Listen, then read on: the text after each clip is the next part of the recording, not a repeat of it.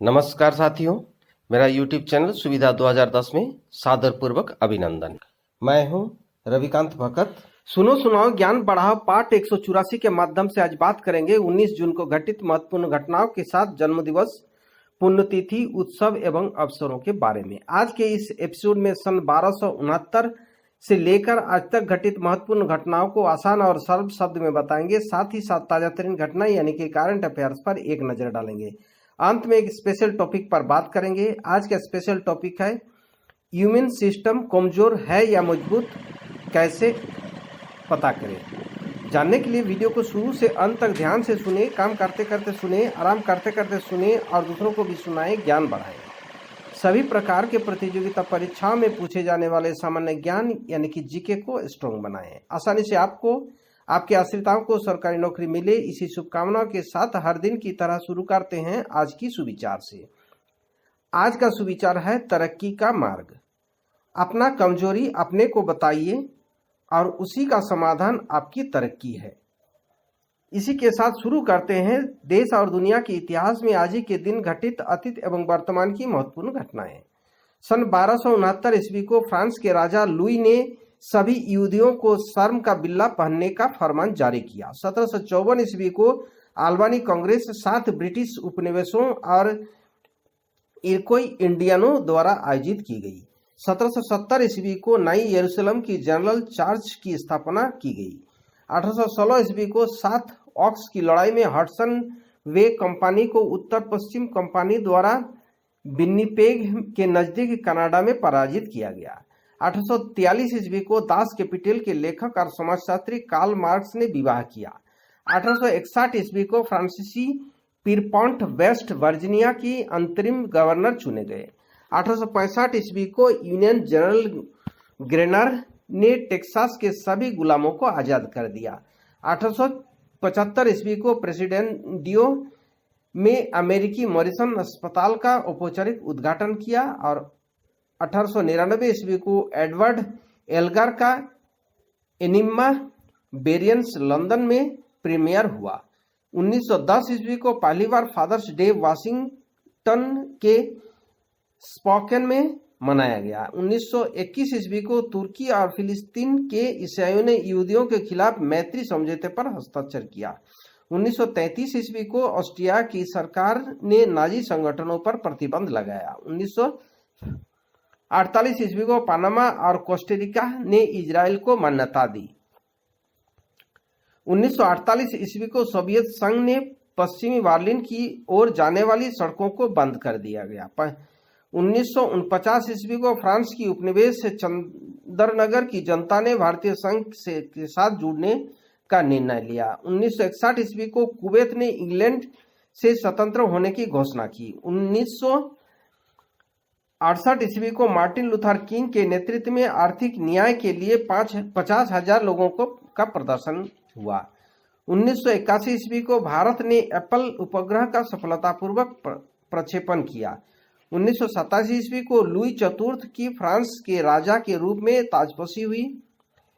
1991 ईस्वी को सोवियत संघ ने हंगरी को अपने कब्जे से आजाद कर दिया। 1994 ईस्वी को अर्नेस्टो सेम्पर कोलंबिया के राष्ट्रपति बने। 1996 ईस्वी को प्रसिद्ध एम्पायर डिकी वर्ड एमसीसी की आजीवन सदस्यता से सम्मानित हुआ।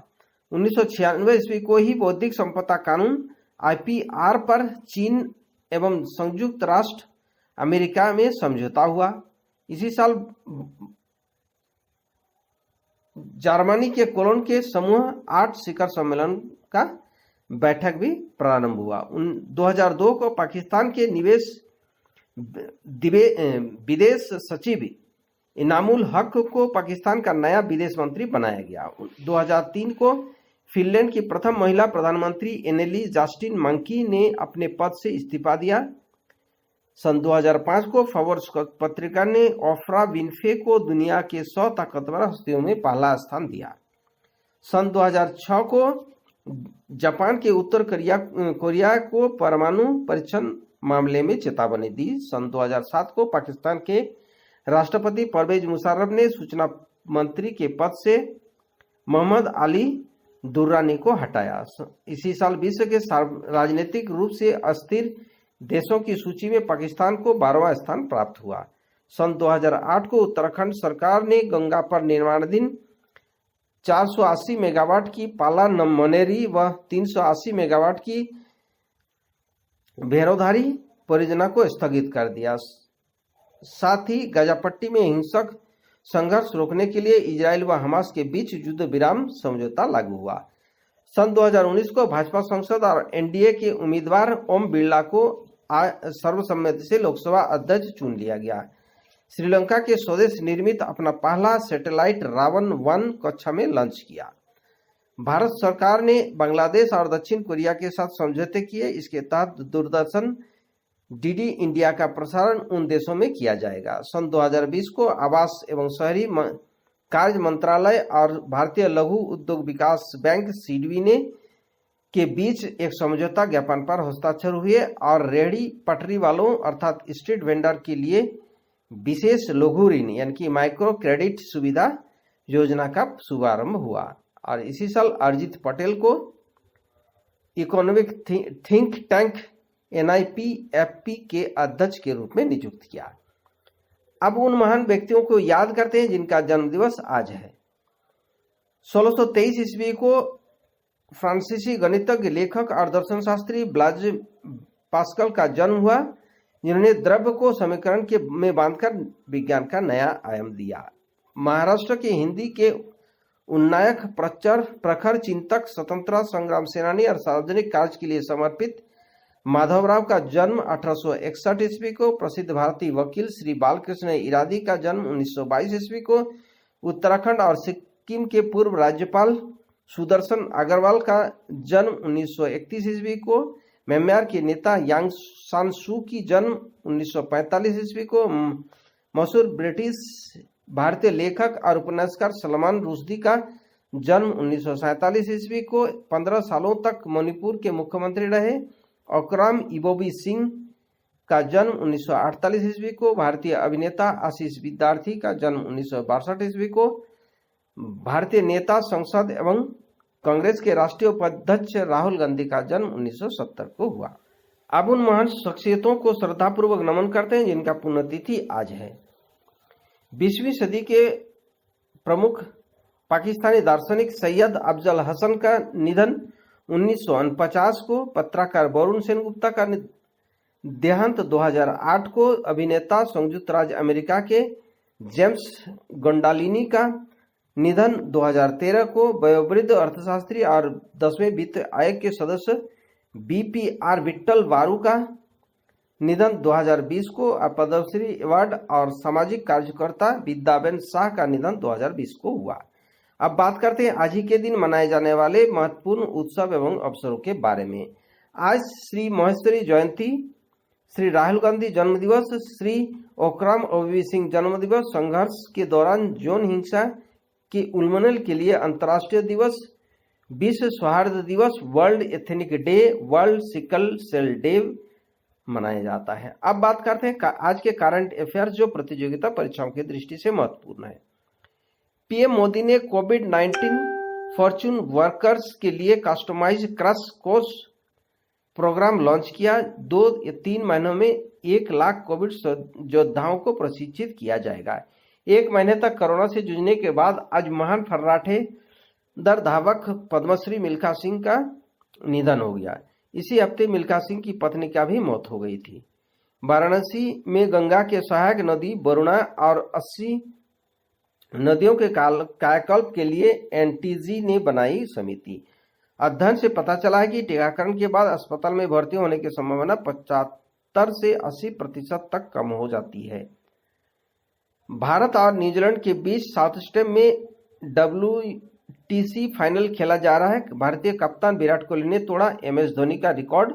विराट कोहली सबसे ज्यादा 61 टेस्ट में कप्तानी करने वाले भारतीय कप्तान बने। आर्थिक करंट अफेयर्स में 11 जून को समाप्त सप्ताह में विदेशी मुद्रा भंडार 3.074 अरब अमेरिकी डॉलर से बढ़कर 608.081 अमेरिकी डॉलर के रिकॉर्ड उच्च स्तर पर पहुंच गया। CSIR ने ग्रामीण भारत के कोविड-19 परीक्षण क्षमता बढ़ाने के लिए मोबाइल परीक्षण प्रयोगशाला की विकसित करने के लिए टाटा सोमो की सहायक कंपनी टाटा MD के साथ समझौता किया। अंतर्राष्ट्रीय करंट अफेयर्स में जम्बिया के संस्थापक राष्ट्रपति केनेथ कोंडा का लुसाका में 97 वर्ष की आयु में निधन हुआ। अब बात करते हैं आज के स्पेशल टॉपिक पर। इम्यूनिटी सिस्टम कमजोर है या मजबूत, कैसे पता करें? कोरोना वायरस लगातार लोगों को अपने चपेट में ले रहा है। इस वायरस से बचाव का एक ही तरीका है कि आप सभी सुरक्षा मानकों का पालन करें। यह सुरक्षा मानक है 2 गज की दूरी, मास्क और सैनिटाइजर का इस्तेमाल। इन तीन चीजों के अलावा एक और चीज है जो आपके शरीर को किसी भी बीमारी के चपेट से आने से बचाने में कारगर है, और वो है रोग प्रतिरोधक क्षमता यानी कि इम्यूनिटी सिस्टम। कोरोना काल में लोगों ने कई इम्यूनिटी बूस्टर चीजों का इस्तेमाल किया, लेकिन रोजमर्रा में कोई ऐसी आदतें होती है जो कि रोग प्रतिरोधक क्षमता को मजबूती देने में के बजाय उनको कमजोर कर रही है। ऐसे में सवाल उठता है कैसे पता लगाया जाए कि आपकी इम्यूनिटी कमजोर है या फिर मजबूत। जाने वो संकेत जिनके जरिए आप इन तीनों चीजों को आसानी से पता लगा सकते हैं। यह संकेत 4 संकेत है, आप खुद पता कर सकते हैं आपका इम्यूनिटी सिस्टम कमजोर है या मजबूत। सबसे पहला संकेत है बार बार बीमार पड़ना। कोई लोगों के ऊपर बदलते मौसम का असर सबसे पहले होता है, फिर चाहे वो कितना भी अपना ख्याल क्यों ना रखें। Centre for disease control and prevention के अनुसार अगर किसी व्यक्ति को साल में 4 से अधिक बार खांसी जुकाम होता है तो आपकी कमजोर इम्यूनिटी का संकेत हो सकता है। दूसरा संकेत है सोने के बाद भी थकान महसूस करना। कोई लोगों को सोने के बाद भी थकान महसूस होती है। अगर आपके साथ भी ऐसा हो रहा है या ऐसा कई बार होता है तो ये इम्यूनिटी सिस्टम कमजोर होने का एक संकेत है। हेल्थ एक्सपर्ट के अनुसार कमजोर इम्यूनिटी सिस्टम को ज्यादा एनर्जी की जरूरत होती है। रात को कम नींद आना और दिन भर सिर भारी भारी लगना भी कमजोरी इम्यूनिटी सिस्टम का संकेत है। तीसरा संकेत यानी कि तीसरा लक्षण है पेट की समस्याएं। बार बार लूज मोशन होना या फिर कब्ज की समस्याएं भी कमजोर इम्यूनिटी सिस्टम का संकेत है। वहीं अगर आप खाना खाते हैं और उसके बाद पेट में जलन होने लगते हैं, ये भी रोग प्रतिरोधक क्षमता की कमजोरी होने का एक संकेत माना जा सकता है। मुंह में छाले निकलना। एक दूसरे का जूठा खाने से की वजह से लोगों के मुंह में छाले निकल जाते हैं, लेकिन अगर आपके मुंह में छाले लगातार निकल रहा है तो ये इम्यूनिटी सिस्टम कमजोर होने का एक संकेत है। अगर इस तरह का समस्या आप में है तो आप समझ लीजिए आपका इम्यूनिटी सिस्टम कमजोर है। अगर इसमें से आपको किसी तरह की कोई समस्या नहीं है तो आपका इम्यूनिटी सिस्टम मजबूत है। साथियों, इसी के साथ आज के लिए विदा लेता हूं। वीडियो देखने और चैनल के साथ जुड़े रहने के लिए धन्यवाद। वीडियो को लाइक कर सभी ग्रुप और दोस्तों को शेयर कर दें। अगर आप नए दर्शक हैं तो चैनल को सब्सक्राइब कर ऑल नोटिफिकेशन बेल आइकन को दबा दें। नेक्स्ट वीडियो और नए जानकारी के साथ कल फिर मिलेंगे। आपका दिन मंगलमय हो। परिवार के सभी लोग स्वस्थ रहे, मस्त रहे, खुश रहे, इसी शुभकामनाओं के साथ जय हिंद, जय भारत।